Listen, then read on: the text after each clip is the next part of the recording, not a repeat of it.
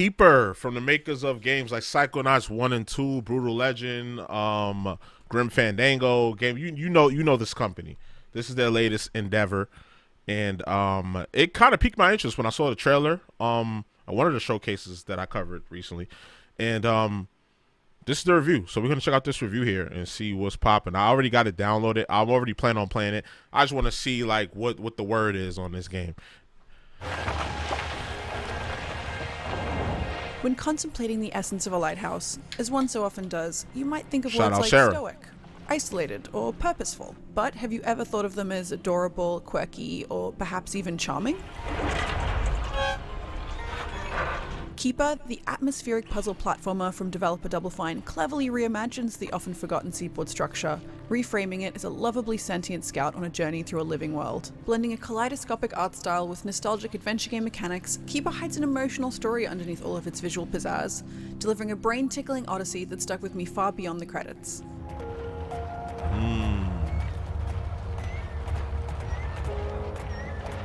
And I heard this game is short too. It's only like 6 hours.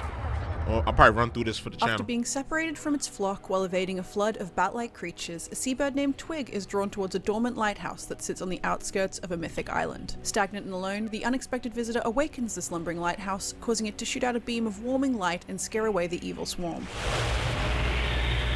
Keeper's story builds around the soul-stirring relationship that evolves between this unlikely duo as they fight the island's eerie infection, navigate its curious biomes, and attempt to climb its possessed, claw-like peak. Despite there not being a single line of dialogue across the approximately 6-hour runtime, I found myself wholly invested in their plight, a testament to how dynamic the pair felt in motion. It helps that Keeper is one of the most visually interesting games I've ever played. The island's topology is wavy and confusing, like an ant farm, with the towering summit somehow sitting at the edge of most frames, teasing you with its proximity. Every nook and cranny of its surreal, painterly world hides vast wells of depth with craggy coral, forgotten cave structures, and vibrant twisting vines intersecting like details in a Where's Wally book. The use of fixed camera angles here is particularly inspired and evokes a cinematic atmosphere once cultivated by games like Grim Fandango and Silent Hill. Yeah.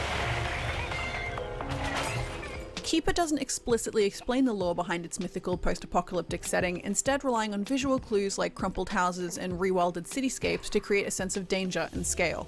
It's helpful that the environments you saunter through blend together seamlessly too, with a change in the orchestration and colour palette alerting you to a new area or checkpoint more often than a loading screen. This HUD-less approach better allows you to lose yourself in the spectacular landscapes, increasing your investment in the twosome and encouraging you to play around with your powers and discover tidbits of lore littered throughout. Okay. I wonder like Speaking of interacting with the world, I wonder like other than I see like the light is a source of I don't even want to say combat. It's like a source of navigating through the environment. I wonder what else it has to offer. your lighthouse powers are relatively limited but smartly utilized. You'll have Okay. the ability to shoot beams of light and run through obstacles to knock them down, Okay, we ran out of disk space, so I gotta clean my hard drive up. to open doors. At first, the path forward is simple enough and involves using your light to grow vines into bridges or frighten creatures into dropping key items you need to progress. Okay.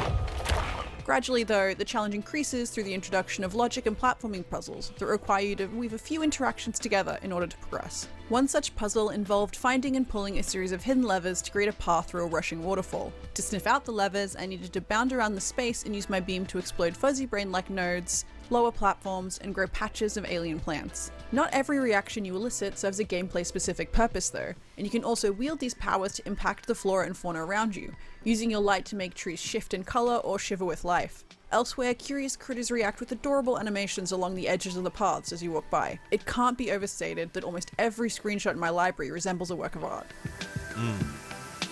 While your base skills remain largely the same throughout the story, the world changes in a way that keeps things fresh. For example, your humble torch can eventually activate strange monuments that twist time backwards and forwards, briefly turning Twig into a ghost that can fly through walls, or an egg that can weigh down pressure plates. Who says you can't teach an old building new tricks? If this all sounds a bit surreal, that's because it is. But somehow it all makes sense in the context of this intriguing world. Admittedly, it helps that each new mechanic is so thoughtfully integrated into both the story and the world building. with Keeper peppering in subtle tutorials through a handful of unmissable interactions at the start of each new area. Similar to Cyan World's groundbreaking puzzle game Myst, Double Fine masterfully teaches you how to solve the puzzles without over-explaining them, which helps maintain a sense of momentum without leaving you totally untethered from the larger plot. Yeah, don't hold my hand. Don't hold my hand. Just let me tell me what the basics is, and I'll figure out the rest. There's no need to rush, as half the joy in Keeper is in the journey itself, and there are plenty of jaw-dropping sights to gawk at along the way. Each level is its own microcosm screaming with personality. You'll visit the ethereal pollen fields, which are filled with cotton candy shrubs and cliff faces that look like splodges of paint someone has haphazardly run their hands through. You'll also go to the cleverly named Horologe, a steampunk city that feels architecturally Grecian in style. These locations are often disorienting, with brushstroke detailing and scratchy textures that reinforce the organic, handmade aesthetic. The ambience is further bolstered by an exquisite soundtrack with twinkling, dreamy arrangements that strike a steady balance between calming and eerie, coating the world in a sense of unease.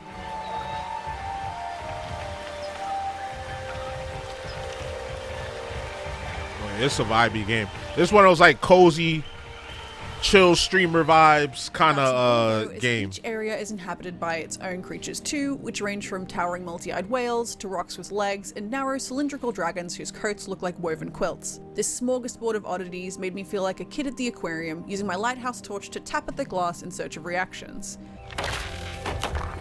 Yet, even with their uncanny designs, the critters here all fit into Keeper's world as if they evolved here over centuries in order to survive, a theme that bleeds into every corner of this existential story.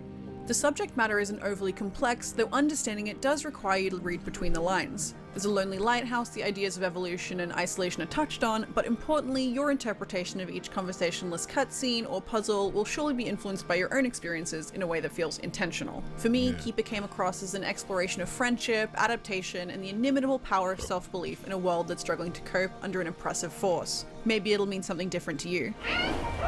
Honestly, I like games that are open to interpretation like that. And I know in the last video I said that, like, I don't like the whole silent protagonist thing, but I feel like this is the only type of game where it works, where it's just pure and raw artistic expression, but there's still a story to be told, and that story and that art can be perceived in any way that you want it to be. I like that. I like games that pull me into that kind of space. While I was occasionally left longing for more concrete answers to its questions, similar to the process of staring at a painting, this tale leaves the door open for you to find meaning in both the artist's intentions as well as your own. Right. I've always considered Double Fine the Willy Wonka of game developers, and Keeper feels like a prime example of why. It walks and talks like a fairly digestible adventure game, but there's also a sense of experimentation and whimsy that makes it hard to put into any one box. Caught somewhere between the three-course dinner chewing gum and a Ratatouille flashback, Keeper flooded my senses, leaving me open to contemplate its world as a standalone creation, as well as a mirror of my own. I think she's gonna give it a 9.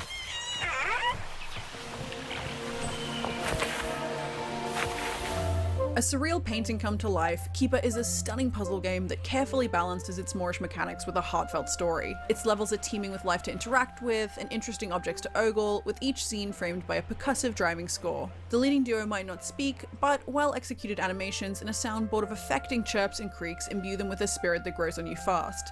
Adorable in premise, Keeper is a psychedelic exploration of life. See, come on, I'm already knowing. That's well worth Yo, experiencing. IGN, hire your boy. Stop playing. For Hire more your on boy. recent adventure games, Put me on check a out our roster. reviews for Baby Steps, A Little Pay Light me more than I Mystery. make on my day and job. for everything else, stick with IGN. Come on now. I'm already knowing. I'm already knowing how y'all get down. Yeah, this is the other one I wanted to look at. Baby Steps. And no little Nightmares 3. I was about to say no Nightmares 3. But yeah, let me do my little 1-2. My little 1-2. All right, so Keeper from Double Fine, the makers of Psychonauts 1 and 2, Grim Fandango, Brutal Legend, a bunch of games that you might have heard of, or that you may not have heard of. This is like a puzzle narrative adventure.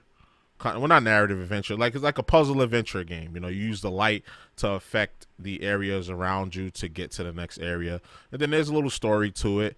What I appreciate most about from what I'm seeing from this game so far is just the overall art style and how it's left open to interpretation.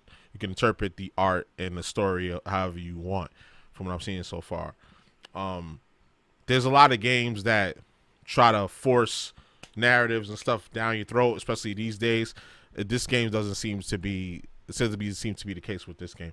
And usually I complain about silent protagonists, but I think this is one of those games where you don't need the protagonist to talk in order to get the story across and get the story. So I'm definitely gonna play this game.